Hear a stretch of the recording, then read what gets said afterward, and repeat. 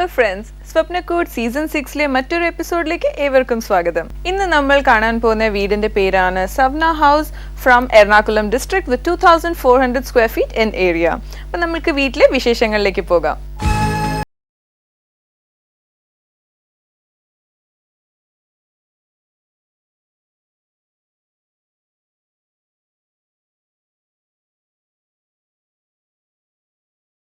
To begin with Savna House, first let's get started with the compound wall.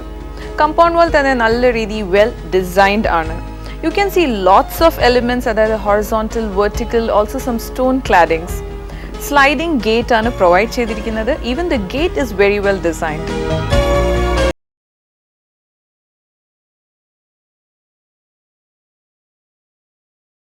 As you step inside, കൂടുതൽ നമുക്കൊരു front yard space ഇല്ല. അതുകൊണ്ട് കുറച്ച് സ്പേസിലാണ് വീട് വെച്ചിരിക്കുന്നത്. So you can see maximum is a pavement in the front yard. Towards the corner la oru cheriyoru lawn space they have created.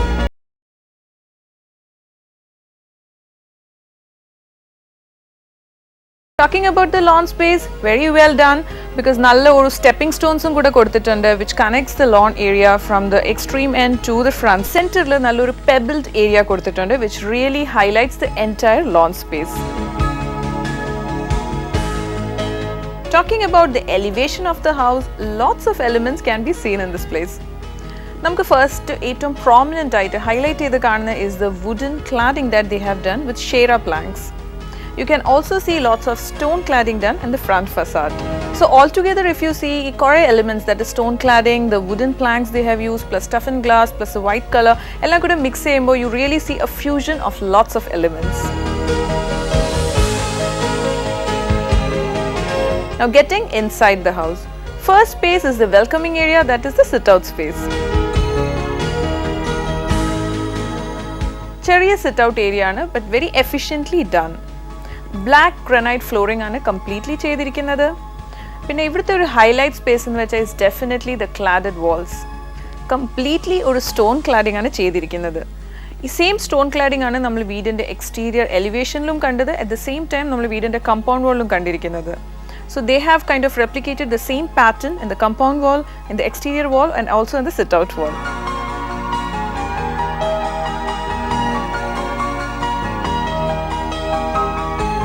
Compound wall inde same oru exterior pattern മാത്രമല്ല ഇവിടെ നമ്മൾ glass and wood ന്റെ ഒരു കോമ്പിനേഷനും കൂടെ add ചെയ്തിട്ടുണ്ട്. Throughout oru stone cladded wall കൊടുത്തിട്ട് this beautifully done wall frame with glass they have provided. Let's get inside the living space. Living area la nalloru matte finish vitrified tile ആണ് flooring use ചെയ്തിരിക്കുന്നത്. A very beautiful sofa set they have put in. നല്ല bronze touch ഉള്ള upholsteries ആണ് അവർ use ചെയ്തിരിക്കുന്നത്. If you look at the focal wall, they have used a brown color with the help of wallpapers. ഈ focal wall la നല്ല niches ഉം provide ചെയ്തിട്ടുണ്ട് where you can display artifacts with beautiful LED lighting from the top. Just opposite to the sitting area, you see a very nicely done unit. It is used for TV display, but at the same time, adinu dual functioning kuda undu. It also acts as a partition between the living area and the other half of the room. TV display nalloru white background lanu koduttirikkunnathu and on either sides nalloru glass cabinets pole kodutittundu which can be used for artifacts and they also have storage below level. Past the living area, we reach the dining space. Nalloru 8-seater dining table aanu ivide provide ചെയ്തിരിക്കുന്നത് with a glass top. ഈ dining ടേബിളിന്റെ ഗ്ലാസിന്റെ അടിയിൽ തന്നെ നല്ലൊരു പെബിൾഡ് ആർട്ടിഫാക്റ്റും കൊടുത്തിട്ടുണ്ട്.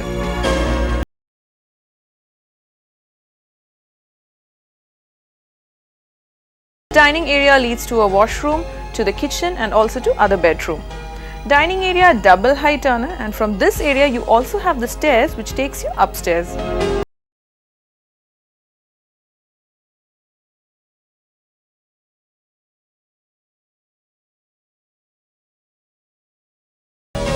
Dining area lo what you see is the back side of the unit which you saw in the living area. But this back side they have done extremely well. Center la nalla oru wallpaper kodutittu on either sides they have used it with glass.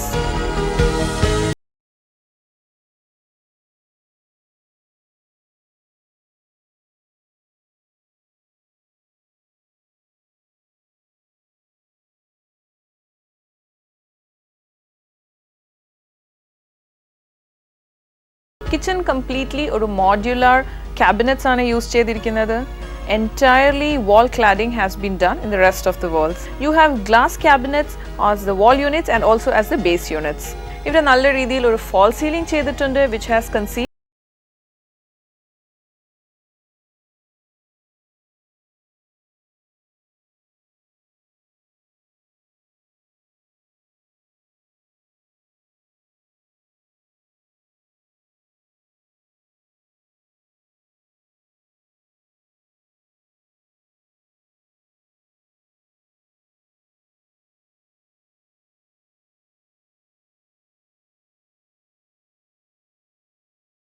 We can talk about this beautiful courtyard space that they have provided.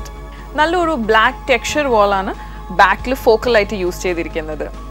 താഴെ മൊത്തം nicely white pebbles ആണ് ഇട്ടിരിക്കുന്നത്. And they have pergolas at the top which is covered with polycarbonate sheet which really throws in lots of light and air into this space.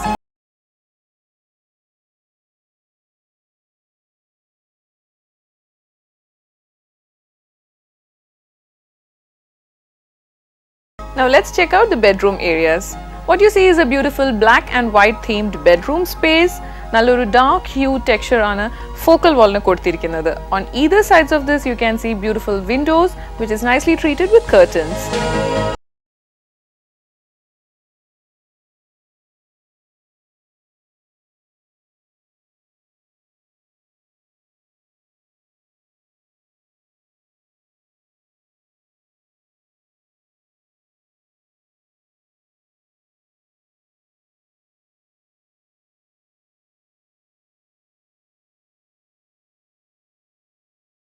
Now climbing the stairs we reach the lounge area in the first floor. Now staircase is done with complete granite flooring and it has a steel railing which is combined with toughened glass. Talking about the lounge area or the family space at the first floor, it's completely having a wooden flooring. Nalla beautiful white furnishings aanu ivide provide cheyidirikkunnathu.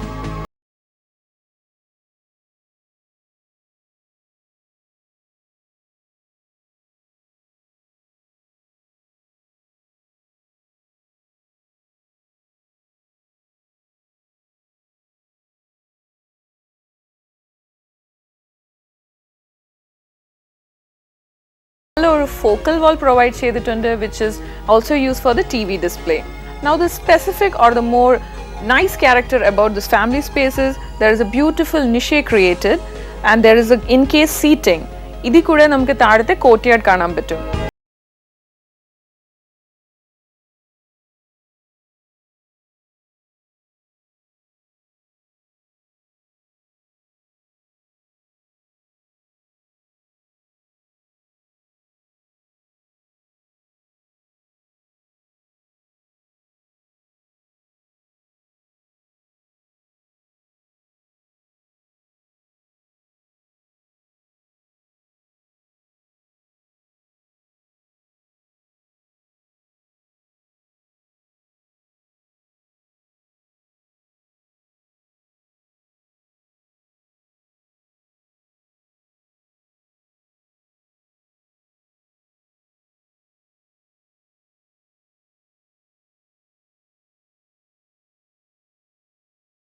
Completely vitrified tiles ആണ് ഇവിടെ ഫ്ലോറിംഗിന് വേണ്ടി use ചെയ്തിരിക്കുന്നത്. പിന്നെ ഈ ബാൽക്കണിയിൽ നിന്ന് there is a small opening which leads you to the front side of the house.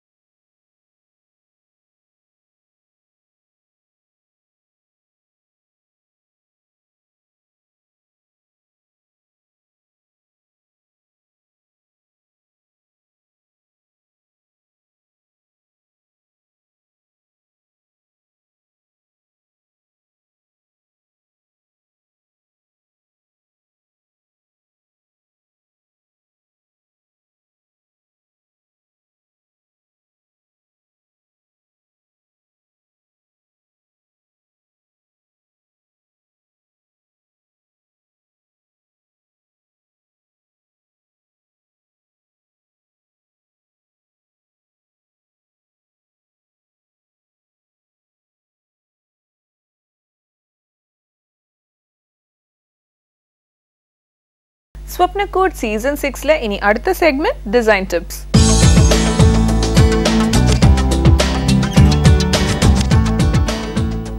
Design ടിപ്സിൽ ഇന്ന് നമ്മളോടൊപ്പം ജോയിൻ ചെയ്യുന്നത് ഡോക്ടർ ഫിക്സഡ് ഫോർ ഹെൽത്തി കൺസ്ട്രക്ഷൻസിൻ്റെ റീജിയണൽ അപ്ലിക്കേറ്റർ സർവീസ് മാനേജറായ VK ജിനചന്ദ്ര ബാബു സാറാണ്. നമസ്കാരം സർ. സർ, പലപ്പോഴും നമ്മളെ ഏറ്റവും കൂടുതൽ ബുദ്ധിമുട്ടിക്കുന്നത് ബാത്റൂം സൈഡിലെ ലീക്സ് ആണ്. സ്പെഷ്യലി നമുക്ക് മനസ്സിലൊരു ആന്തൽ തരുന്നത് തന്നെയാണ് ഈ ബാത്റൂം സൈഡ് ലീക്സ് എന്ന് പറയുന്നത്. എങ്ങനെ നമുക്ക് ബാത്റൂം ലീക്സ് പ്രിവെന്റ് ചെയ്യാം സർ? ബാത്റൂമിൻ്റെ വാട്ടർ പ്രൂഫിംഗ് എന്ന് പറയുന്നത് നമ്മൾ ഡിസൈൻ ചെയ്ത സമയത്ത് തന്നെ അതിനകത്ത് ഇൻകോപ്പറേറ്റ് ചെയ്യേണ്ട ഒരു പ്രക്രിയയാണ്.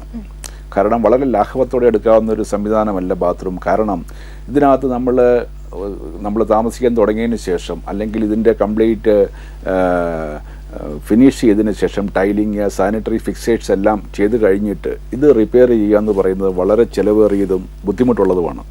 അപ്പോൾ അതുകൊണ്ട് ഇത് ഡിസൈൻസ് ചെയ്ത് തന്നെ നമ്മൾ ചെയ്യേണ്ട ഒരു പ്രക്രിയയാണ് ബാത്റൂമിൻ്റെ വാട്ടർ പ്രൂഫ് എങ്ങനെ ചെയ്യണം. ഇപ്പോൾ ഇവിടെ ക്രിട്ടിക്കലായിട്ടുള്ള 3-4 പോയിൻ്റാണുള്ളത് ബാത്റൂമിൽ.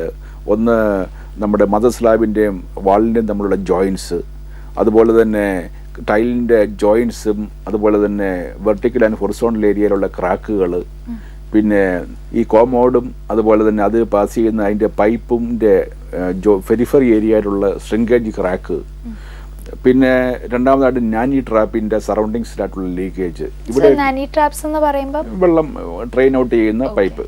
ഇപ്പം അതിൻ്റെ ഏരിയയിലൊക്കെയാണ് കൂടുതലായിട്ടും നമ്മൾ ഡാമ്പിനെസ് കാണുന്നതും പിന്നീട് കാലക്രമത്തിൽ ട്രിപ്പിംഗ് വരുന്നതും. അതിന് എഫക്റ്റീവായിട്ടൊരു സൊല്യൂഷൻ നമ്മളൊരു കിറ്റായിട്ട് നമ്മൾ പ്രൊവൈഡ് ചെയ്യുന്നുണ്ട്. ഇതാണ് ബസീൽ എന്ന് പറയും. അതെ, ഇതൊരു comprehensive waterproofing system for ബാത്റൂമാണ്. ഇത് ഇന്ത്യയിൽ ആദ്യമായിട്ട് ഈ സിസ്റ്റം നമ്മൾ മുന്നോട്ട് വെച്ചിട്ടുണ്ട്. ലോഞ്ച് ചെയ്തിട്ട് 2 വർഷമായി. കാരണം ബാത്റൂമിൽ ചോർച്ച വരാൻ സാധ്യതയുള്ള എല്ലാ ആംഗിൾസും കവർ ചെയ്താണ് ഈ പ്രൊഡക്റ്റ് വർക്ക് ചെയ്യുന്നത്. കാരണം ഇതിൻ്റെ 5-6 പ്രൊഡക്റ്റ് ഒരു കിറ്റിലായിട്ട് വെച്ചിട്ടുള്ളതാണ്. ഇതിനകത്ത് ഹൊറിസോണ്ടൽ ആൻഡ് വെർട്ടിക്കൽ ഏരിയ ചെയ്യാവുന്ന കോട്ടിംഗ് സിസ്റ്റം ഉണ്ട്. പിന്നെ കോർ കട്ടിങ് നടത്തി കഴിയുമ്പോൾ PVCയിൽ റാപ്പ് ചെയ്യാവുന്ന ഒരു 2-way SBS ടേപ്പ് ഉണ്ട്. പിന്നെ അതിൻ്റെ പെരിഫറി ഏരിയ ഗ്രൗട്ട് ചെയ്യാൻ വേണ്ടി നോൺ സ്റ്റിങ് ഗ്രൗട്ട് ഉണ്ട്. പിന്നെ കോൺക്രീറ്റിൻ്റെ മദർ സ്ലാബിൻ്റെയും ഭിത്തിയുടെയും കോർണർ ജോയിൻറ്റ്സ് ഒരു ആംഗിൾ ഫില്ലറ്റ് ചെയ്യാൻ വേണ്ടി നമുക്ക് ഹെൽപ്പ് ചെയ്യുന്ന രീതിയിലൊരു പോളിമർ ലാറ്റക്സിനകത്ത് വെച്ചിട്ടുണ്ട്. ഇത് 4-5 പ്രൊഡക്റ്റാണ് നമ്മളൊരു കിറ്റ് രൂപത്തിൽ ഒരു കസ്റ്റമർക്ക് കൊടുക്കുന്നത്.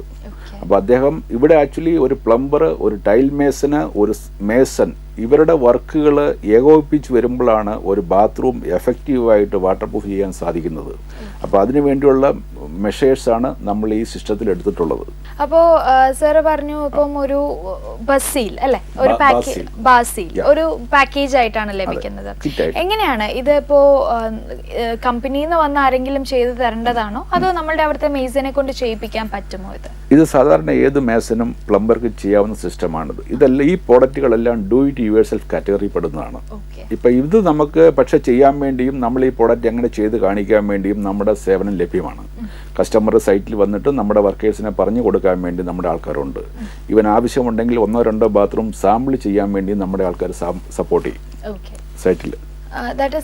എത്രയാണ് ഇതിന്റെ ഒരു പീരിയഡ് ഉണ്ടല്ലോ? ഇപ്പം പെയിന്റിങ്ങിനാണെന്നുണ്ടെങ്കിൽ 3 month ഗ്യാപ്പ് കൊടുക്കണം എന്ന് പറഞ്ഞു കേൾക്കുന്നു.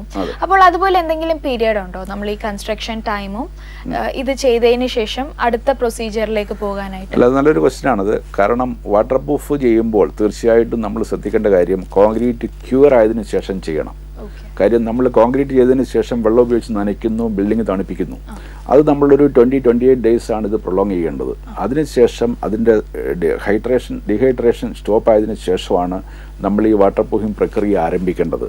അത് ബാത്റൂം ആണെങ്കിലും ബേസ്മെൻ്റ് ആണെങ്കിലും ടെറസ് ആണെങ്കിലും ഏത് ഏരിയ ആണെങ്കിലും ഈ ഒരു പീരീഡ് ടൈം ഗ്യാപ്പ് ചെയ്തതിന് ശേഷം മാത്രമേ നമ്മൾ ചെയ്യാൻ ആരംഭിക്കാവുള്ളൂ. യെസ്, 28 days ആണ് പറയുന്നത്. അതെ, പറ്റുമോ അത്രമാത്രം ചെയ്യുക. കാര്യം അതിൻ്റെ ഗുണം നമുക്ക് കിട്ടും. കാര്യം 28 days ആണ് IS കോഡ് പറയുന്നത്. അങ്ങനെ ഇത്രയും ഈ ഒരു 28 days ഗ്യാപ്പ് ഇട്ട് നമ്മൾ ഈ വാട്ടർ പ്രൂഫിംഗ് ചെയ്യുമ്പോഴത്തേക്ക് ഏകദേശം എത്രയായിരിക്കും ഇതിന്റെ ഒരു ലൈഫ് പീരിയഡ് എന്ന് പറയുന്നത്? ഇല്ല, നമ്മുടെ ഈ ബാസിൽ സിസ്റ്റത്തിന്റെ ലൈഫ് പീരിയഡ് 15 വർഷമാണ്, 15 years.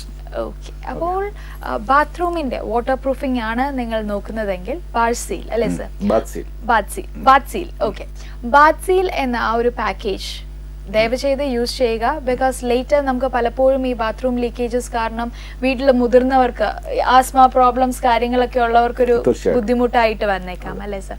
So thank you so much sir, ഇത്തരത്തിലൊരു നല്ല ഇൻഫർമേഷൻ ഞങ്ങൾക്കായി പകർന്നു തന്നത്. Thank you. ഇനി നമുക്ക് സ്വപ്നക്കൂട് സീസൺ 6 അടുത്ത സെഗ്മെന്റിലേക്ക് പോവാം, വാസ്തു.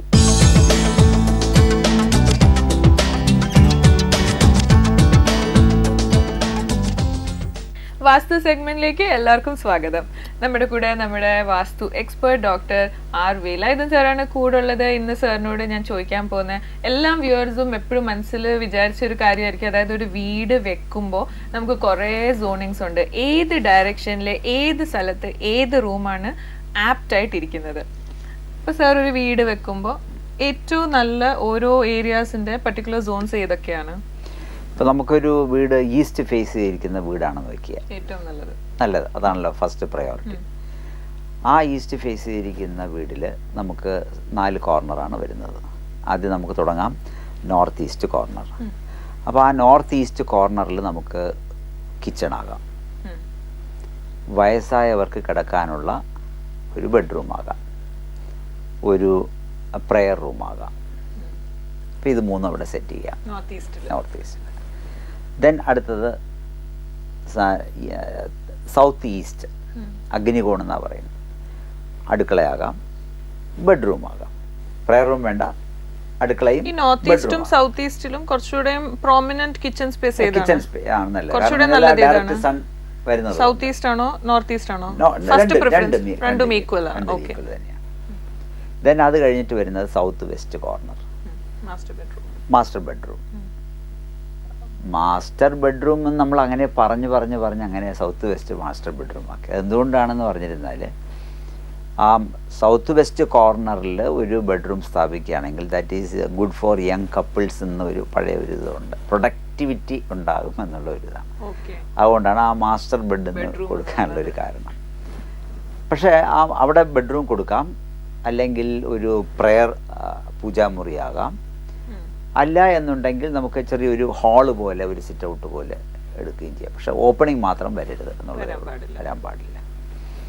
ഈ മാസ്റ്റർ ബെഡ്റൂമിലാണ് വയ്ക്കുമ്പോൾ ശ്രദ്ധിക്കേണ്ട ഒരു കാര്യം, അതിനടുപ്പിച്ചുള്ള ടോയ്ലറ്റ് എവിടെ വരും എന്നുള്ളത്.